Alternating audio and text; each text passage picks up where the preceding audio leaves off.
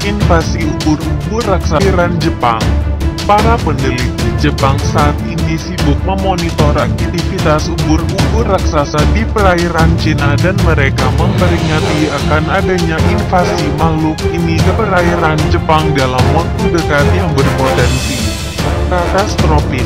Kejadian yang sama juga pernah terjadi pada tahun 2005.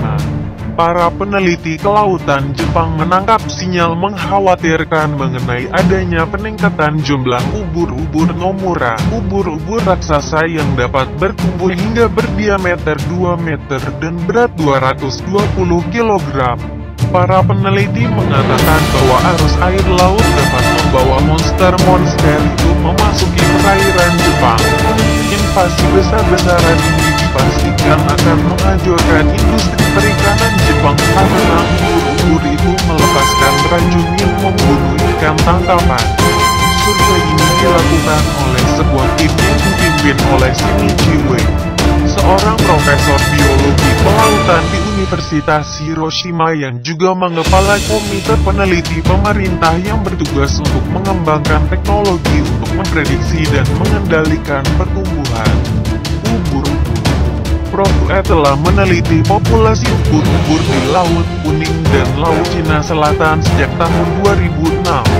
Ubur-ubur Nomura umumnya berkembang di perairan Cina pada musim semi dan mereka bertumbuh dewasa ketika arus air laut membawa mereka ke utara secara perlahan-lahan pada Juli 2009.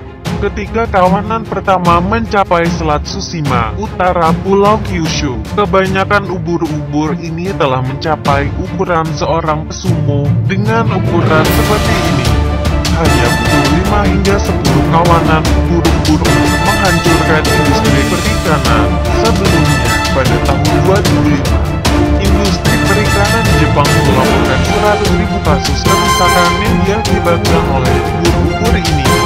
Pada puncak invasi di tahun itu diperkirakan setiap hari sekitar 300 juta hingga 500 juta ekor ubur-ubur melewati Selat Tsushima menuju Laut Jepang.